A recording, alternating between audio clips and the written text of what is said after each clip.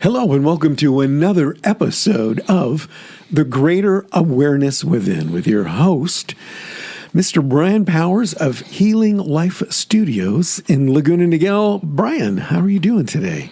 I'm doing wonderful. Thank you, Michael. You didn't ask me how I was doing. And how are you? I'm doing good, thank you. Good. Thank you for asking. It's great. I was prompted to do that.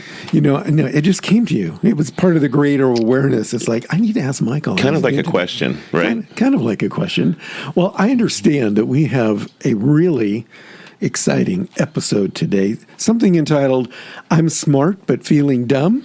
Is that it? That's it. And is this especially for me today, or is it for Joel over there who's doing the videos? You know what? It can be for all of us or any of us at any time. And for some of us, it's a lot of the time, and it really becomes a huge impact in their life. You mean I'm not the only person who's felt this way before? No, it's pretty regular feeling, pretty regular. Okay, well, tell me all about that. Well, I mean, let's talk about what the smart but feeling dumb concept is. And it's like, the idea behind it would give you, like, when you have the brain fog, you have some days you wake up and you just can't quite put two and two together, or you can't quite, it's just this a heaviness feeling sensation, or a confusion. I'm literally looking up and you can't do that same math problem, but it's not about a fog. It's more about literally being confused. Am I talking about math, or what am I talking about? Forgetfulness. Literally, like 2 + 2 equals, but I can't remember. So then a low energy is also a sign of it. So you're just dragging on, and just don't really have the strength to kind of get up and do so. There's many more that can get deeper and deeper and into being more, let's call it cranky, or even mean or unhappy. And it can even come as far as deep as being depressed. So it gets quite serious when we're talking about what is the subject we're talking about. And some people have it to different degrees and different days or different times in their life. Now, is this a combination of perhaps physical and metaphysical? Like, if I'm not drinking enough water and I'm feeling dehydrated, then I'm going to feel dumb. I'm not going to be able to think. I'm going to be lethargic. So is that a mixture of the two? Yeah. So quite frankly, we want to do, I'm glad you asked it in that way, because the first thing you want to do is identify what could be going on. And obviously dehydration, proper nutrition, for a long period of time, you want to make sure it's just not today because I'm dehydrated. So, okay, right. Hydrate yourself, get proper nutrition. If it's gone on for a long period of time, really recommend to make sure that you see your health professional and your doctor to make sure there's not more of a serious issue. But what generally happens is it physiologically, it can happen psychologically, and actually start to manifest it physiologically if it's gone on for a long, long time. So it's important to note that this is going on, and when it's going on, what can you do to combat it? What can you do, first of all, to identify it, how you're feeling? Can one affect the other? Like, can the physical affect my mental attitude, and my mental attitude then affects my physical, and becomes this endless cycle to darkness, so to speak? It really can. And that's where we want to find out what's being the cause. So you want to make sure that you're not only looking at it from what we're about to talk about today, but also just make sure from a health perspective that you're in good shape. So if you're doing your normal checkups with your doctor and, your normal blood work, and you drink the normal or suggested amount of water per day, and you're, taking proper nutrition, I think that's a key element to anybody's spiritual success and anybody's physical success, really. Because if you're dealing with problems physically, your spiritual, nature is going to suffer for it, because you're going to be consistently drawn back into the body and consistently drawn back into that condition, which keeps you away. Yeah, I've heard that it's hard to maintain a spiritual balance if your physical body is out of whack. So you need to make sure that your physical body is in tune. You're maintaining some type of a healthy diet, a lifestyle. You're not overindulging in certain substances, which can also affect the spiritual aspect of your life and of your body. Absolutely. Yeah, it's so true that everything is about being in balance, and food and nutrition are right in there is important factors. So, but the things that, sometimes people will think of that, but they won't think of other things that might cause these effects. And say, well, how can I be depressed off of my nutrition? Well, it could happen. But typically, we're going to get into talking about what is the biggest cause of these sensations in this situation of being smart but feeling dumb. And one of the key culprit is incomplete cycles of action. Incomplete cycles of action. Yeah. What are those? Yeah. I know you were going to tell me, but I wanted to ask the question. Well, it's an incomplete cycle of action is an unfinished task, something that you've started and then not got it to its completion. For instance, a list of phone calls you're to make, but you never made the list. So there's a list to make, plus there's phone calls to make. It's something in process, and now it's taking a lot of your thought process, things that are not written down. For instance, any other kind of notes, your things to do list, cleaning out your closet. It could be literally could be anything that you said that you were going to do or wanted to do or needed to do, but it's not done yet, including cycles of communication. Maybe you had a falling out with somebody, and there's, and you kind of left a cliffhanger there, and you don't have the information, so you're going to be paying, attention to that feeling. Yeah. That really is the crux of those cycles being open. If you think about how many of those things that you might have in your life, and you say, well, let's see, I've got, I need to clean out my car. I need to really clean out my desk. Spring cleaning of the house. I've got to paint the house. The car does need to go in for tire service and repair. I really need to go shopping. I need to, and the list goes on and on. And then think about it, like when you have an animal, or you're responsible for others. If you're a parent, or if you're responsible for your parents, and all the things that you need to do to take care of those things, or those people things. But then you're looking at all the things in your life that are literally unfinished or unsettled. Well, you've pretty much mentioned all the things that affect my life. Okay, so thank you very much.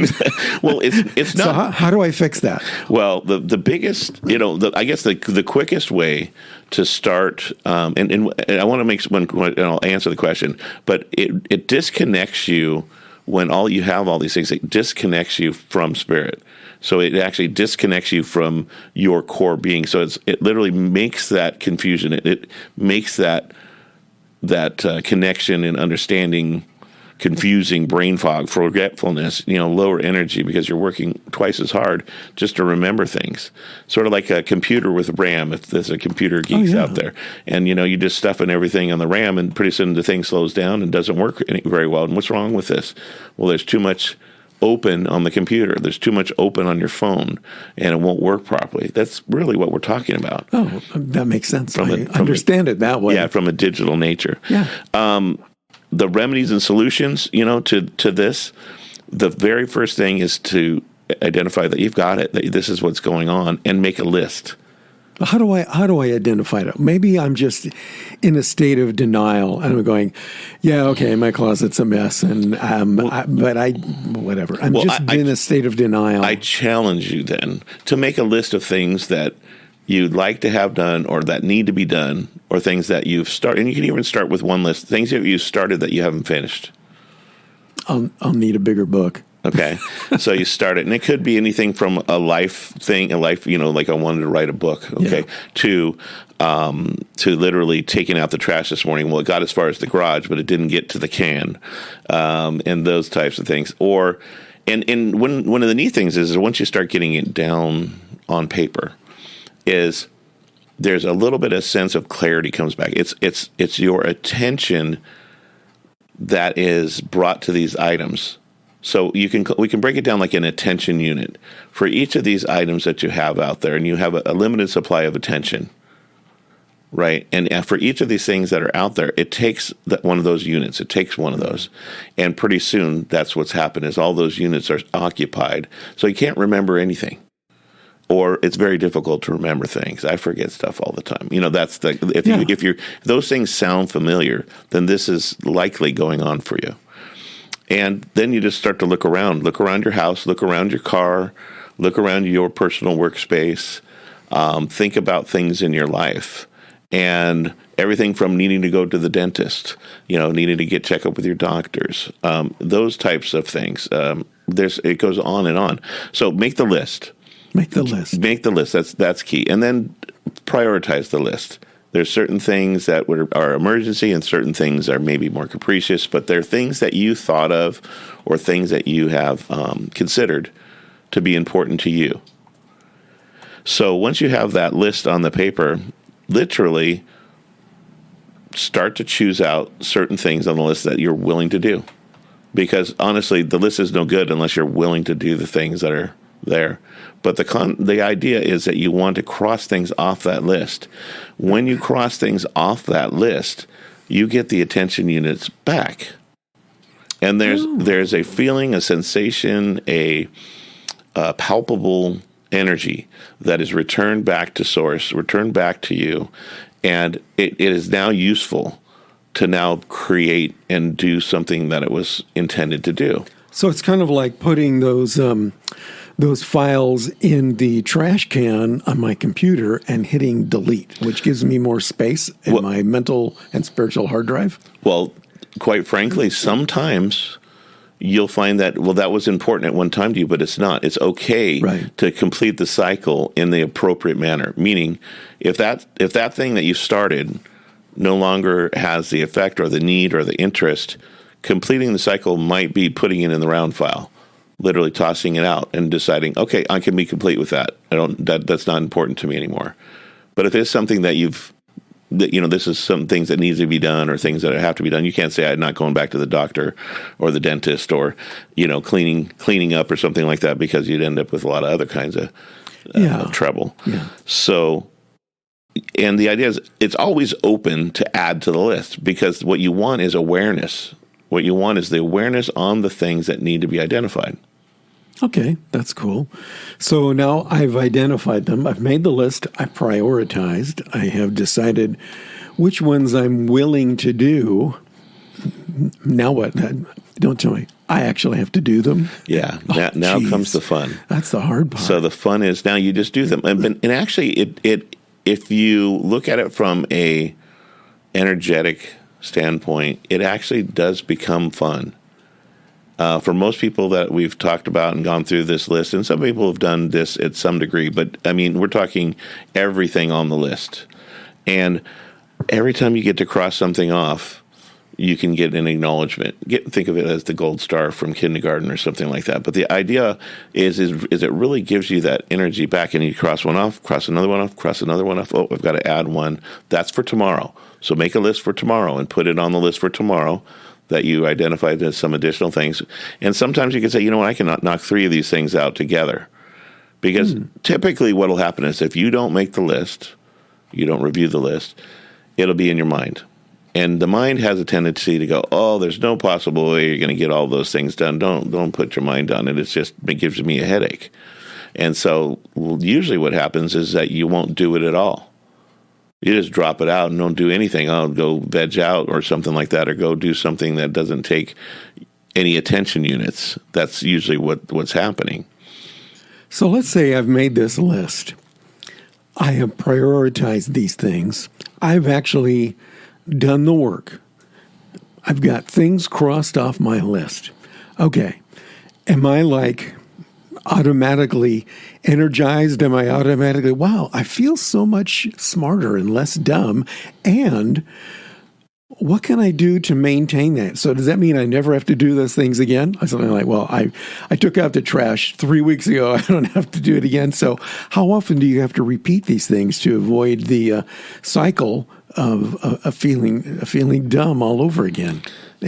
Or does it become repetitive? I want to make it a habit. Right. I guess that's what I'm going for. So therefore, making the list and having the list written down it sort of ingrains it into your memory of things. And so when you see the thing on the list a number of times and you're knocking it off the list, pretty soon the things that you ought to be doing that really shouldn't be on the list, like doing your laundry and taking out the garbage and maybe things like that, become more of an automatic cycle for you. You know that, okay, if I don't complete this today, it's going to be on the list tomorrow because I'll remember that I didn't get done. So let's just get it done today. And when you feel good and you feel you have your attention units back and you're feeling good, the motivation and the momentum to keep things going and to keep things off the list is tremendous. It's a great experience because you have freedom there. You have freedom from all that extra space in your mind. Well, most people that have done this, they find that I get way more done in a day. I actually have time to be creative and create new projects, and some have gone on to start their own businesses, and do things that they never thought that they would do. And literally, it comes from just being able to utilize what's already there and unload some of this this baggage that we carry around. As simple as just getting things done.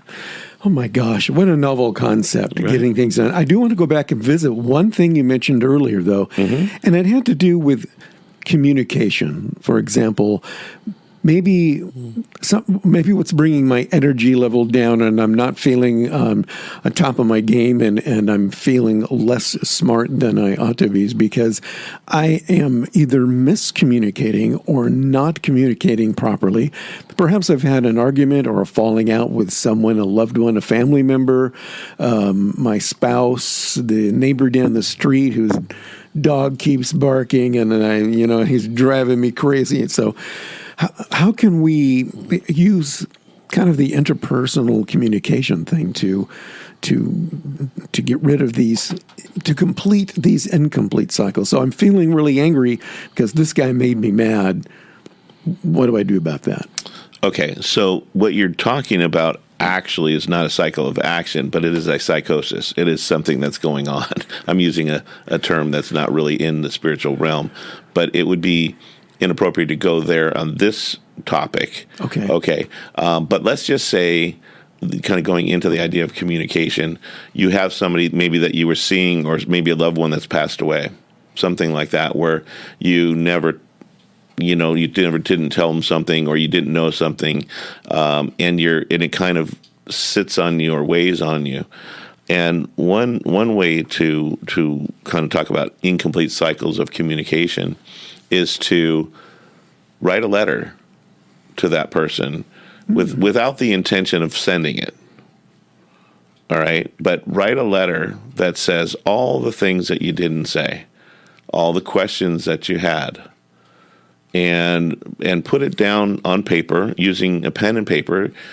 You can type things, but in spirituality that I was taught at a young age, if you write it down, it has a heavier impact on your memory and your everything about your energy. When you're typing, you're using less muscle memory, and there's a little bit less there, but it's better than nothing.